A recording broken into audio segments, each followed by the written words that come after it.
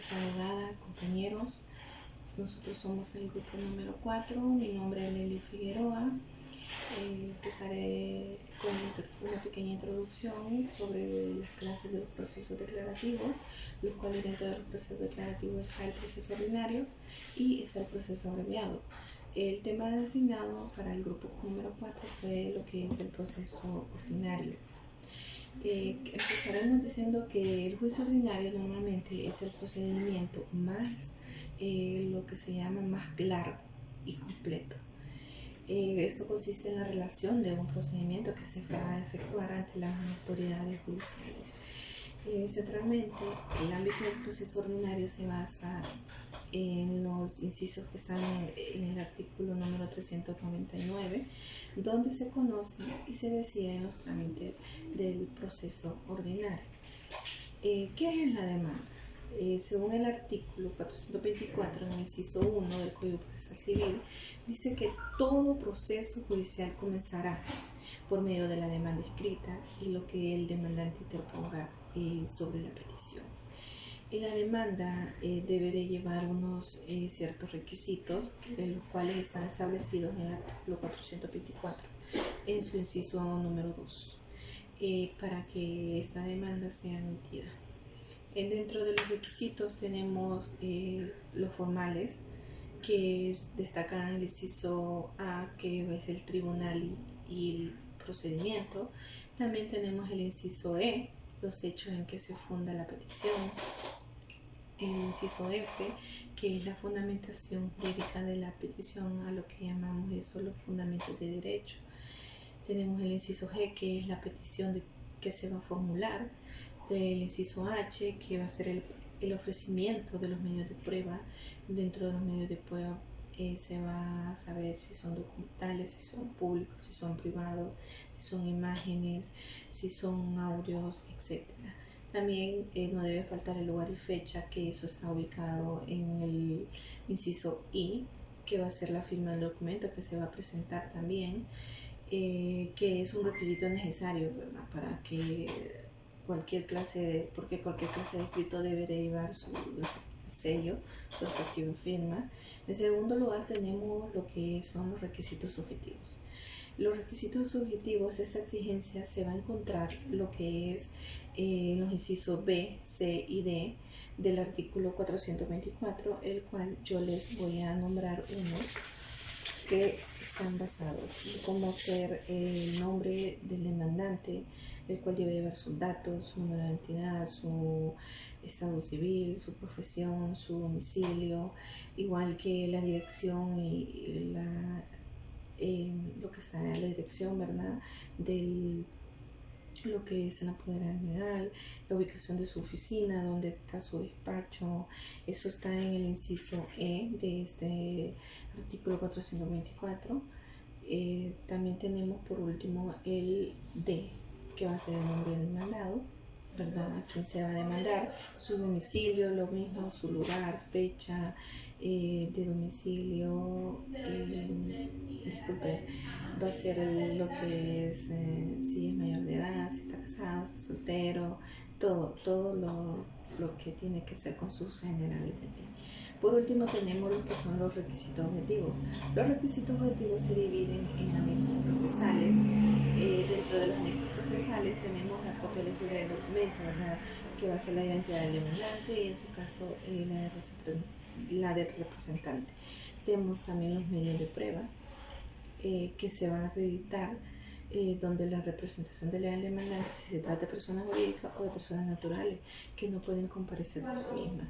También tenemos el documento que contenga el poder para iniciar el proceso en su caso. Tenemos el medio probatorio que acredite la calidad con que actúe la parte. También vamos a tener los documentos o dictámenes que acrediten el valor de la cosa litimosa. Tenemos también los que son los anexos materiales, que esos anexos se encuentran en el artículo 425 del inciso C, que literalmente dice que los medios probatorios destinados a sustentar el peritoro indicarán con toda precisión los datos y los demás que sean necesarios para su práctica.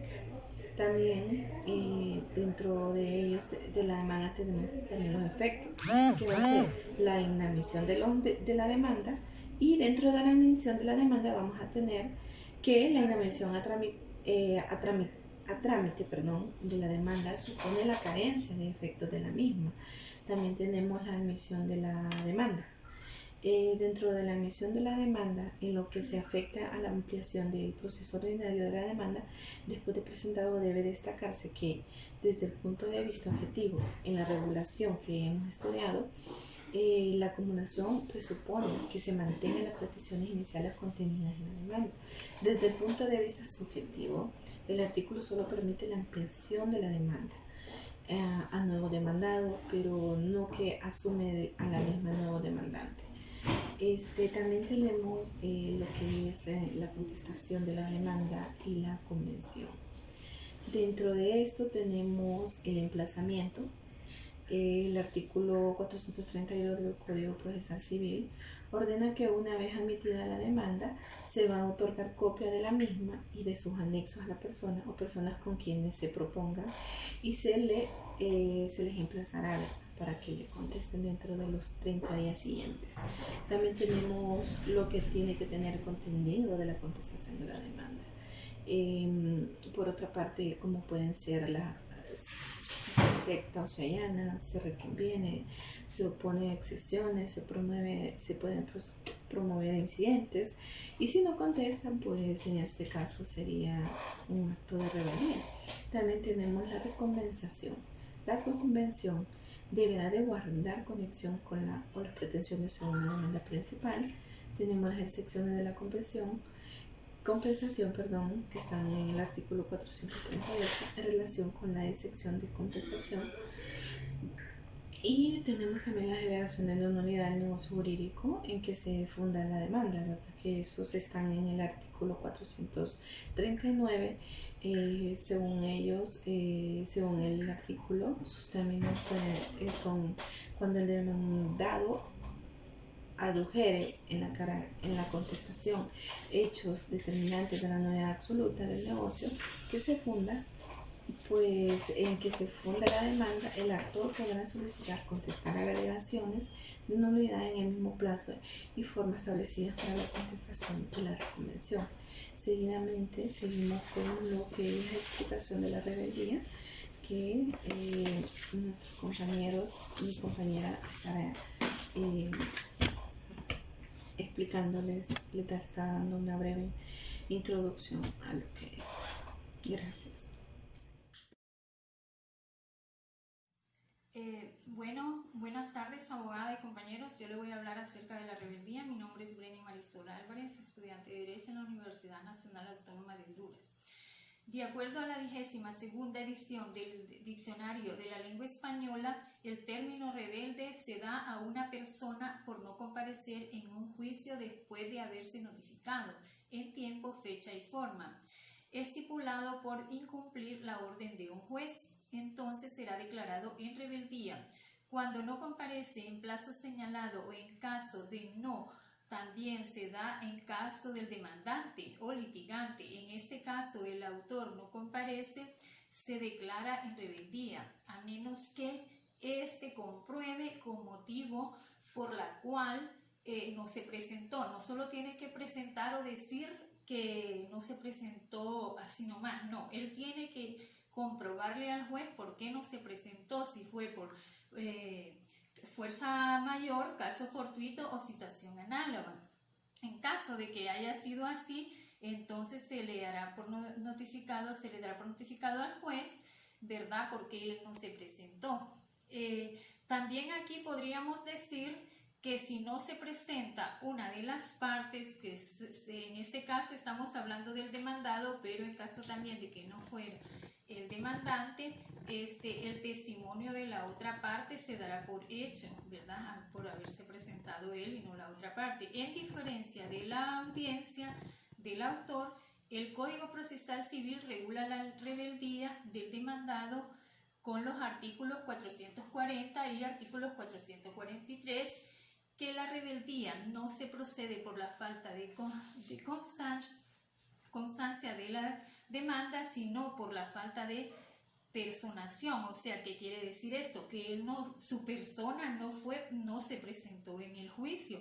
Entonces, el demandado, en vista de su silencio, el juez dará como aceptación tácita los hechos alegados por la otra parte, ¿verdad? Entonces, en eso hay que tener mucho cuidado en diferenciar que es porque él no se presentó, su persona no estaba ahí. Sobre el objeto, la diferencia de lo que sucede en el ordenamiento jurídico anglosajón y rebeldía implica sin más una estimación de la demanda, o en alemán aquí se libera al demandante de la carga, ¿verdad?, de prueba.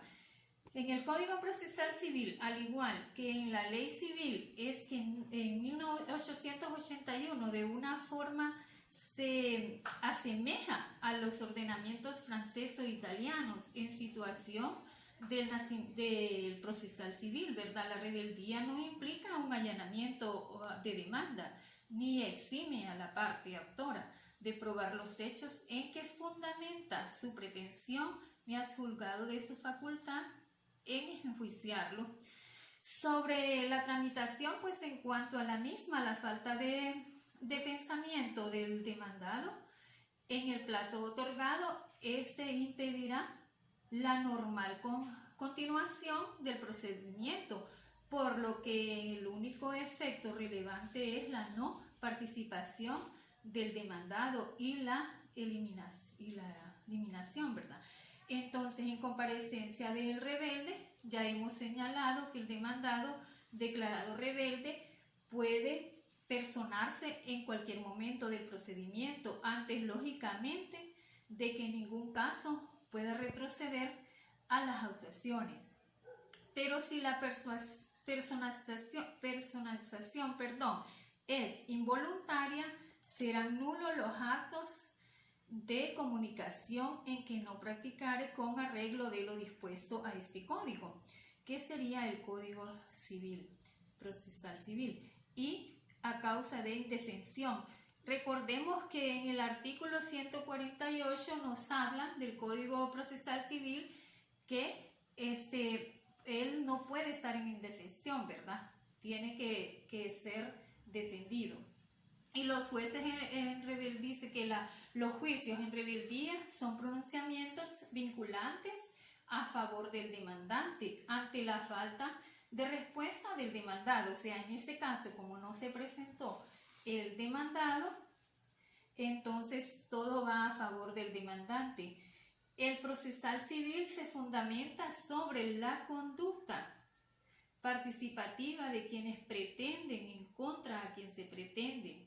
Debe de agotarse todas las vías de averiguación de su paradero, o sea, en este caso el paradero del demandado, para identificarlo, dónde vive, dónde es su domicilio, dónde lo podemos encontrar. Entonces, cuando se han agotado todas las vías, entonces vamos a otras técnicas, como por ejemplo, lo vamos a buscar por catastro, por medio de la policía, por hacienda, por registro, ¿verdad? Y por alguna empresa donde él haya trabajado. Entonces, de esa manera vamos a poder investigar su domicilio actual. En caso de que no se pudiere, al final lo que se hace es que lo vamos a hacer por medio de un boletín, específicamente por un boletín de un noticiero que sea más visto, para que se dé cuenta de que se le está necesitando su presencia ante el juicio ya notificado. Pero como él no se encuentra todavía, entonces es allí donde vamos a actuar, ¿verdad? El juez va a actuar por buscarlo por medio de un boletín.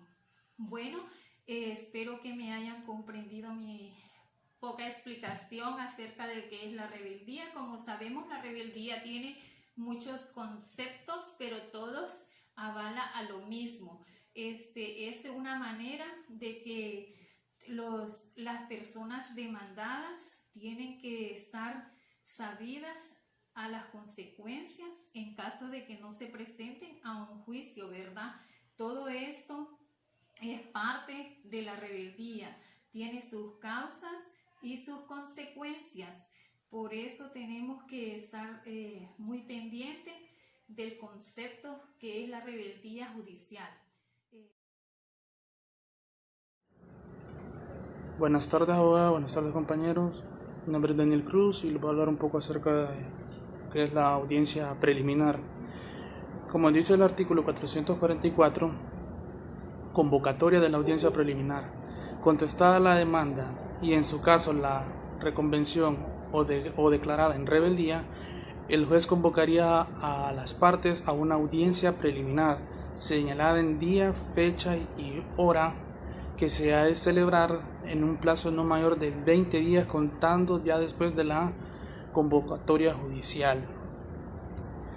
La comparecencia de las partes. Las partes deberán de comparecer a la audiencia preliminar personalmente, salvo motivo fundado a juicio de tribunal que justificarse de la comparecencia por medio de representante, pero en este caso deberá tener poder suficiente para conciliar, renunciar, allanarse. En otro caso, se les tendrá como no comparecidas. Si por razones de fuerza mayor, debidamente acreditadas, una de las partes no pudiera comparecer a la audiencia, podría deferirse por tan solo una vez. La incomparecencia de las partes.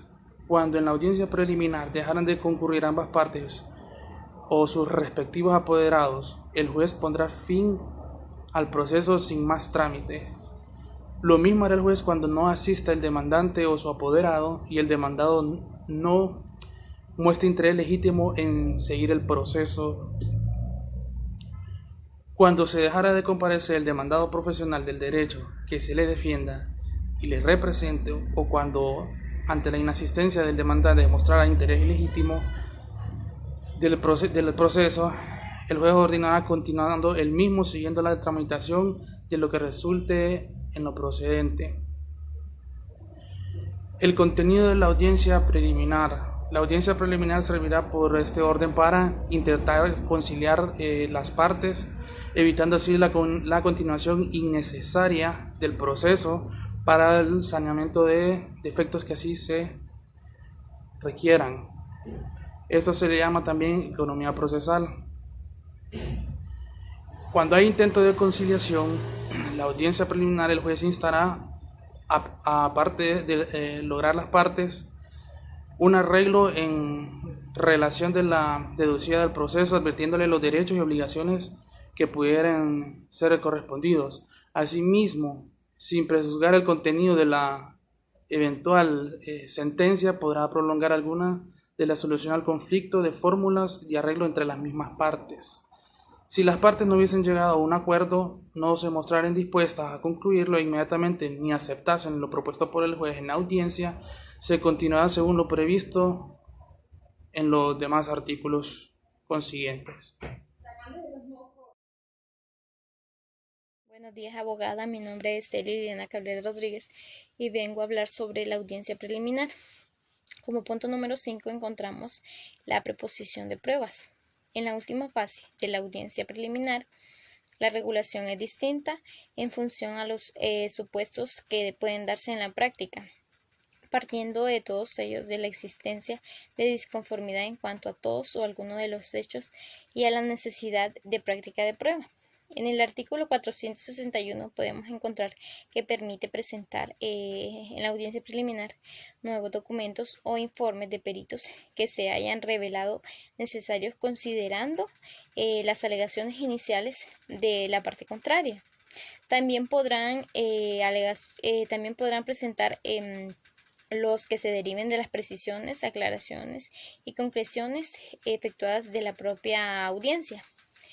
Está el momento procesal para la aportación de estos documentos, es decir, una vez que se hayan fijado los hechos controvertidos precisados de prueba, puesto que solo en este momento se podrán decidir con fundamento sobre la pertinencia, necesidad y utilidad de estos documentos. Encontramos las causas de inadmisión que están recogidas en el artículo 236 del Código Procesal Civil y conforme al mismo son inadmisibles. Las pruebas ilícitas, que son las que se hayan obtenido vulnerando derechos fundamentales o contra las prohibiciones del artículo 237, que se refiere a la prueba obtenida vulnerando directa o indirectamente las garantías procesales legalmente reconocidas.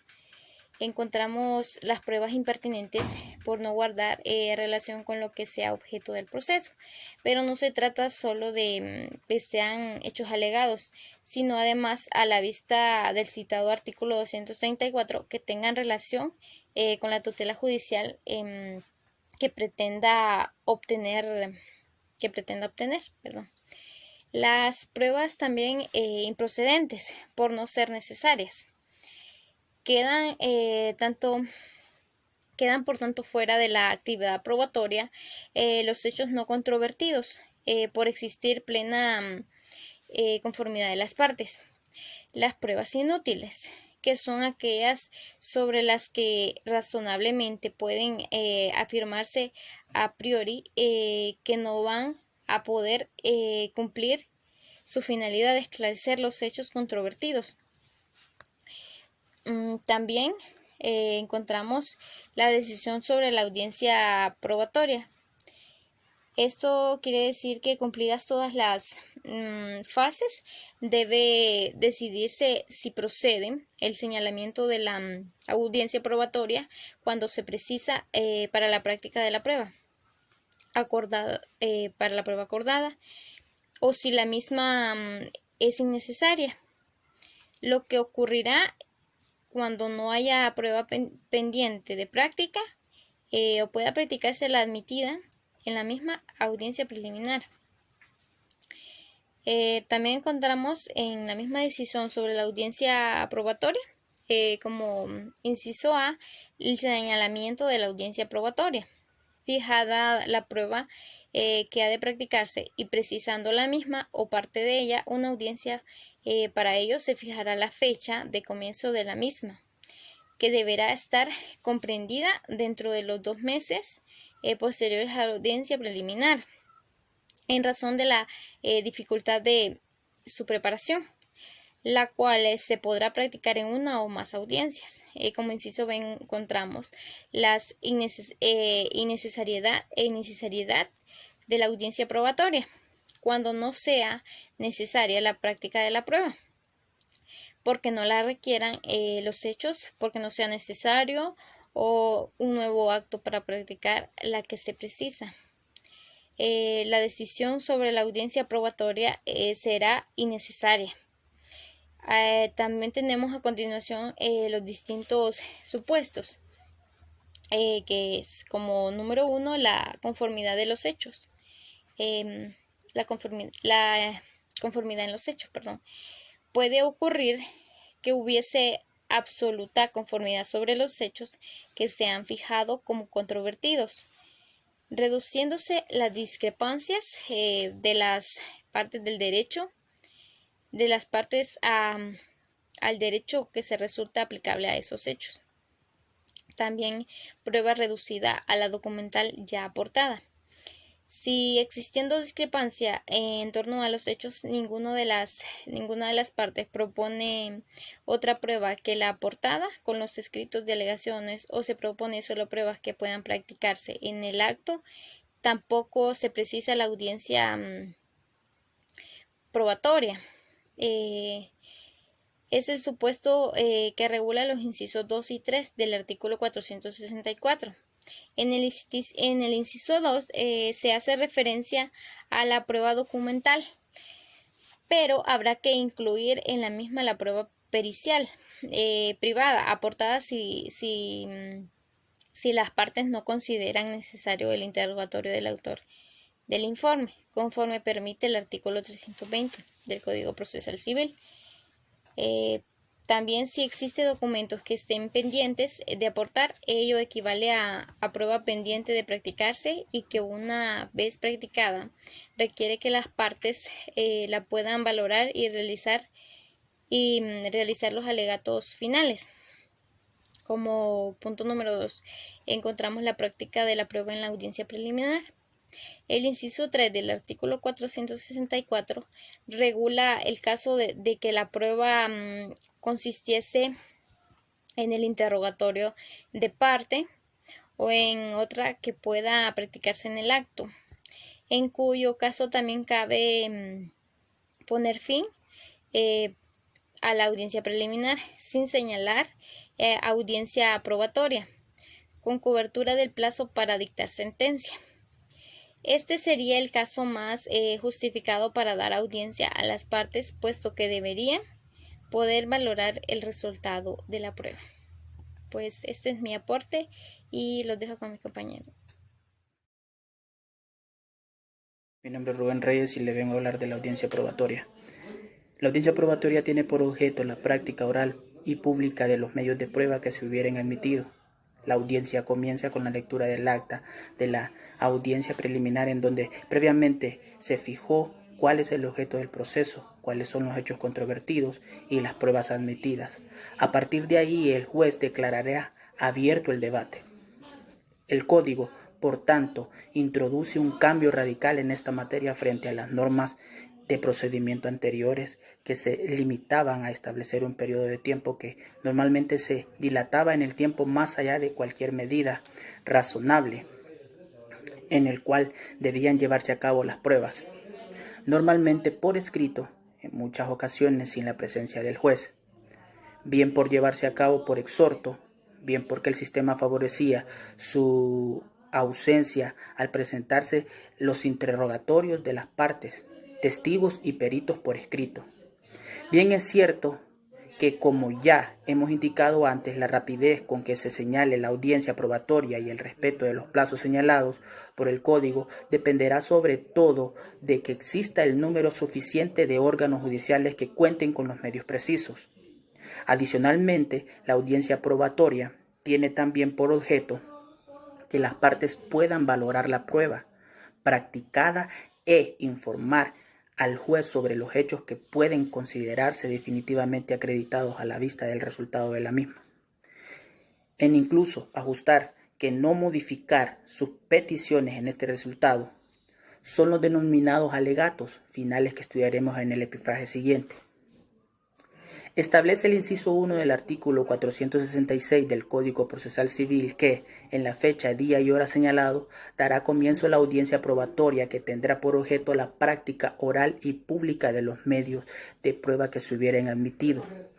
De acuerdo con el inciso 2, la audiencia comenzará con la lectura del acta de la audiencia preliminar, en que se fijó el objeto del proceso de los hechos controvertidos, y ahí la prueba admitida, con lo que el juez declarará abierto el debate. Parece olvidar el legislador, de acuerdo con el artículo 166, la documentación de la audiencia preliminar no se hará por escrito, salvo que no pueda grabarse por causa de fuerza mayor. La comparecencia de las partes. Una novedad importante de la ley es la obligatoriedad de que al menos comparezca una de las partes para que pueda tener lugar la audiencia probatoria. La cuestión se encuentra regulada de forma un tanto confusa en el artículo 469 del Código Procesal Civil, que dice este artículo en su inciso que las partes deberán comparecer a la audiencia probatoria personalmente cuando se hubiera acordado su declaración como medio de prueba. Estarán asistidas por sus profesionales del derecho. En caso contrario, se les tendrá por no comparecidas. Si hubiere compuesto la declaración del ausente, se podrán tener por cierto los hechos en que se refiere el interrogatorio, en la que sea perjudicial.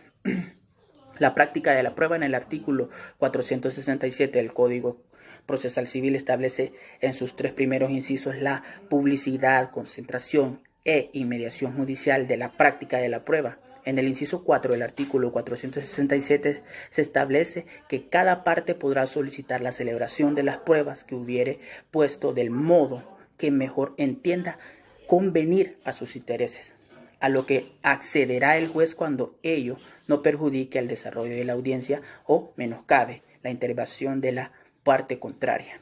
Este artículo debe completarse con lo dispuesto en el artículo 252 del Código Procesal Civil, que regula el orden de la práctica de los medios de prueba.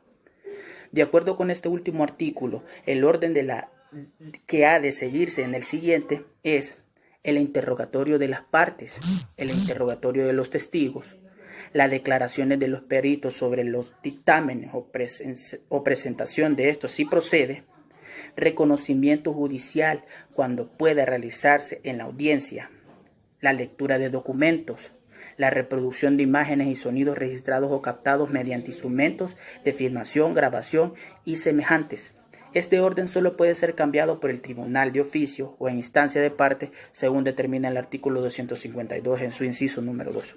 La combinación de este último artículo con el artículo 467.4 es cuanto menos problemática. Caben dos opciones. Conforme a la primera, el artículo 467 y el 4 se aplicará en cada clase de prueba, es decir, por ejemplo, cada parte decidirá el orden en que se interroga a sus testigos. La segunda opción es que cuando mediante instancia de parte el juez está obligado a utilizar la facultad de cambiar el orden que le confiere el artículo 252.2, salvo que concurra alguna de las excepciones que prevé el artículo 467.4, en cuyo caso se seguirá el orden del artículo 252. Interpretación que parece más acorde con el principio dispositivo. La audiencia probatoria es una audiencia pública, lo que significa que puede ir cualquier persona, salvo en algunas excepciones como las del artículo 19 y el artículo 134, cuando por razones de orden público o para proteger a la familia o la intimidad de las personas o de terceros, el juez ordene la privacidad. Asimismo, siguiendo el principio de concentración de las pruebas, deberán practicarse concentradamente, es decir, en la menor cantidad de audiencias posibles, salvo que resulte imposible por la naturaleza del medio probatorio. También, según el principio de inmediación, las pruebas se deben realizar en presencia del juez. Este no puede delegar esta práctica bajo sanción de nulidad, como lo establecen los artículos 16 y 133. Cada parte puede solicitar que la práctica de la prueba se lleve a cabo en el modo que mejor le convenga, siempre y cuando no perjudique en el desarrollo de la audiencia ni la parte contraria. La prueba separada, que hemos visto en la audiencia preliminar en el artículo 465, obliga a especificar las pruebas que debían practicarse mediante auxilio judicial. En el artículo 468 del Código Procesal Civil se regula ahora la práctica de la prueba separada, mientras que aquella constituía una excepción al principio de inmediación. Este supone una excepción al principio de concentración.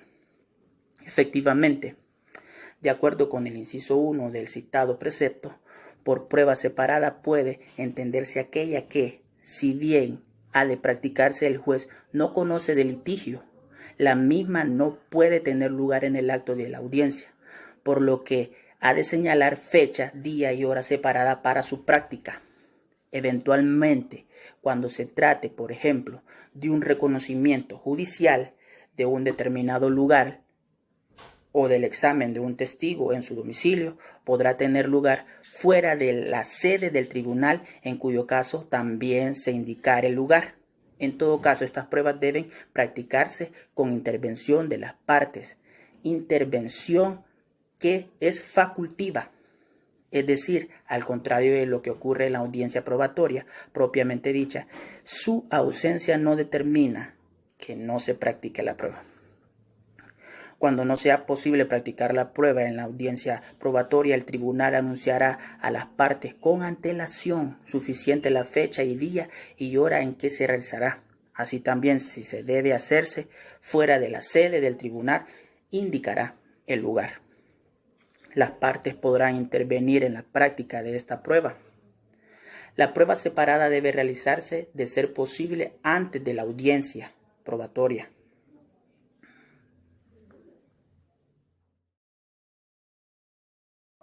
Muy buenas tardes, mi nombre es Adriana Santos y voy a continuar con esta exposición. y voy a empezar hablando acerca de las alegaciones finales. ¿Qué son las alegaciones finales? Muy bien, en el artículo 473 del Código Procesal Civil establece que una vez concluida la práctica de la prueba y antes de finalizar la audiencia probatoria, se le da turno de palabra a las partes para que puedan realizar sus alegaciones finales. Este sería el segundo momento dentro de la audiencia probatoria, siendo el primero la práctica de la prueba. Esto quiere decir que una vez que inician las alegaciones finales, no puede retrocederse al momento de la práctica de la prueba. ¿En qué momento deben hacerse las alegaciones finales? Muy bien, una vez concluida la práctica de la prueba, como ya dije anteriormente. Si la práctica de la prueba se hace o se celebra en varias sesiones o audiencias, entonces las alegaciones van a ser en la última, al finalizar la última de las audiencias de la práctica de la prueba. ¿Cuál es el objeto que tienen las alegaciones finales? Muy bien. En el artículo 474, siempre del Código Procesal Civil, nos dice que el objeto es fijar, concretar y adecuar definidamente tanto los hechos alegados como la petición con base a la práctica de la prueba. Se da para conceder a las partes la posibilidad de ofrecer al juez su propia valoración de lo que fue el resultado de la práctica probatoria. Este es un momento que tienen las partes para que puedan convencer o terminar de convencer al juez de que sus hechos alegados son los verdaderos. ¿Cuál es el contenido que deben tener las alegaciones finales? Dice que nos deben ser para exponer de forma clara y ordenadamente los hechos que consideran probados y señalar cuáles fueron las pruebas que acreditan estos hechos alegados. Dice que también las partes pueden argumentar la insuficiencia de pruebas de los hechos alegados de la parte contraria. Muy bien, ¿en qué forma deben hacerse las alegaciones finales?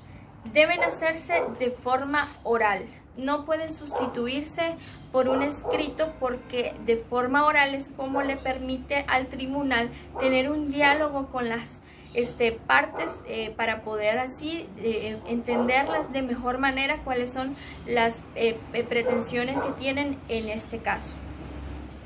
¿Cuál es la duración que deben tener las alegaciones? Las alegaciones deben durar 30 minutos y dice que en casos excepcionales, dependiendo la complejidad de los casos, pueden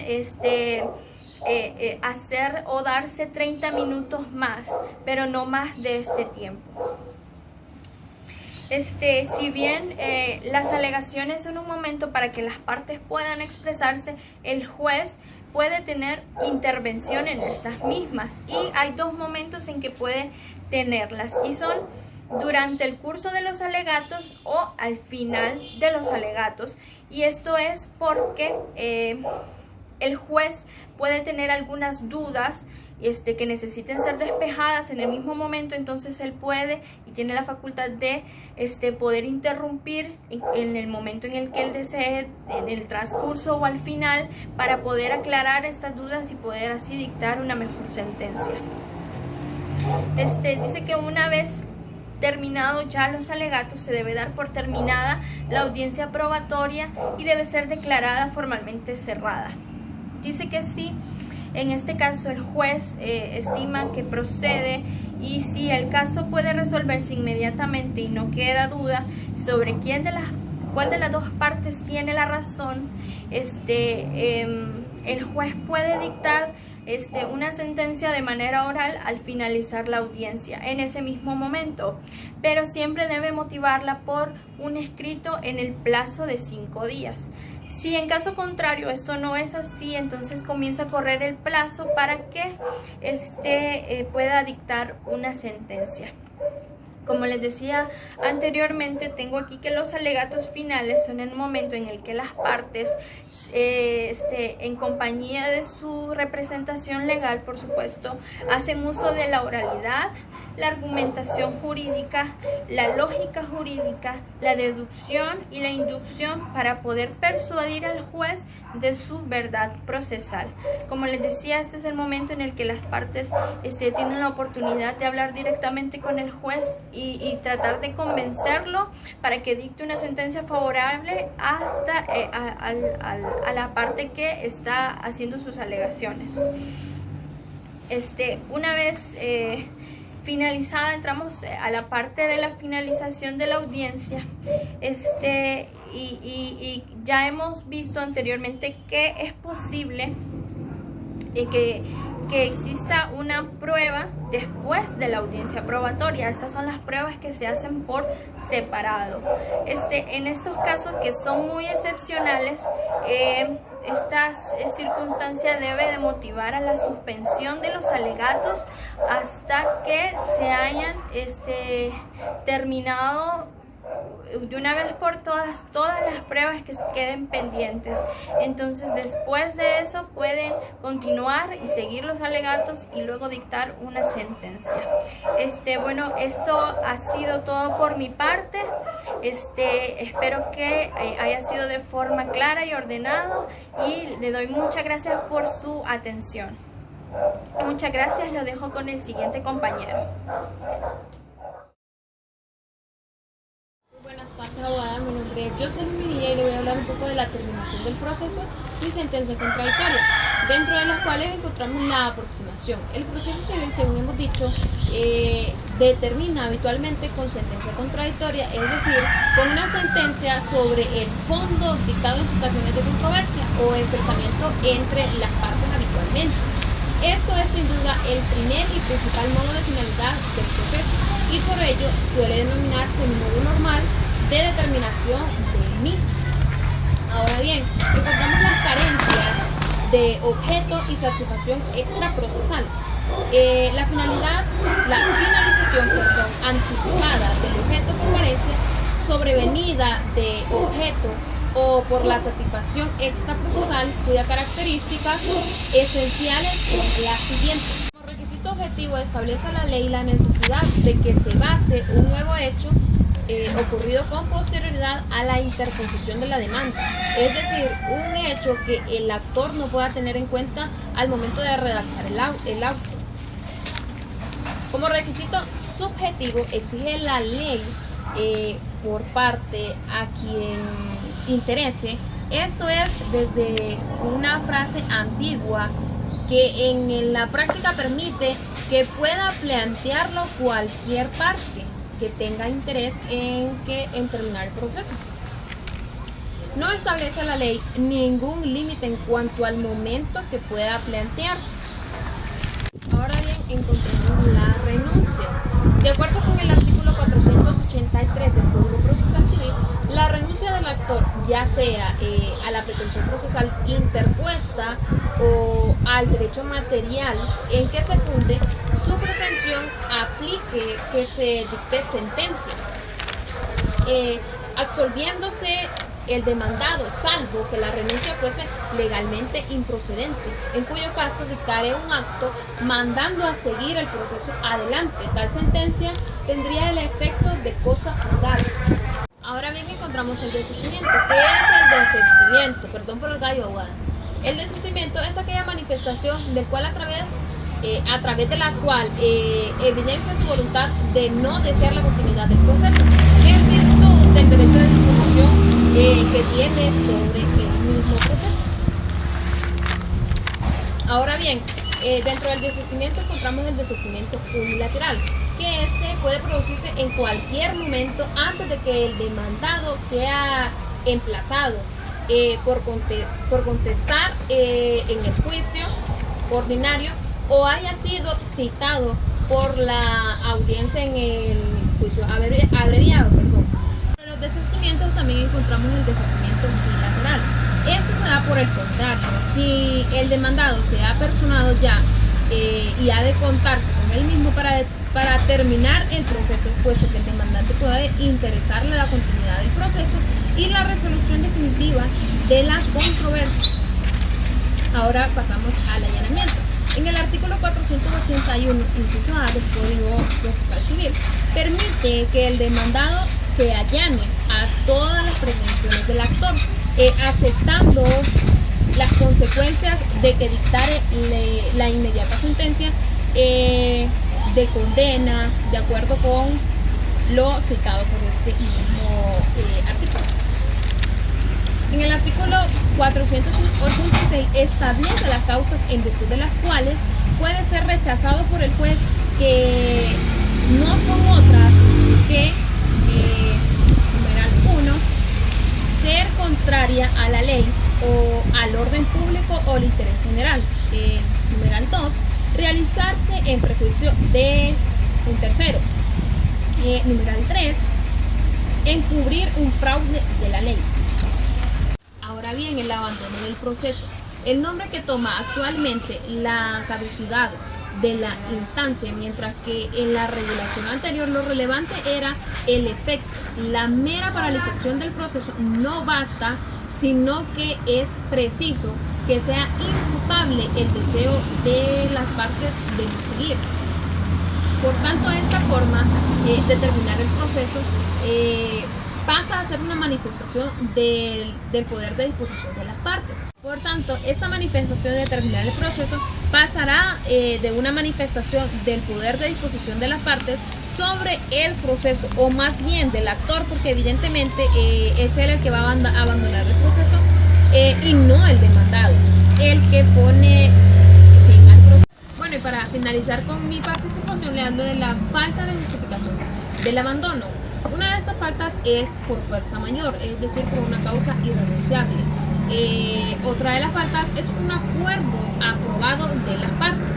Y la última es una paralización imputable al tribunal. Esto es decir, cuando el tribunal no cumple con la responsabilidad que tiene. Para ir cerrando con mi participación, le hablo del transcurso del plazo. Esto lo establece el artículo 489, que son de 1 año en primera instancia, de 6 meses en la segunda instancia, o casación, plazos que se empiezan a computar desde la última actuación procesal, desde la última notificación efectuada a las partes. Bueno, esto ha sido toda mi participación, abogada. Espero que le haya gustado. Gracias por su atención.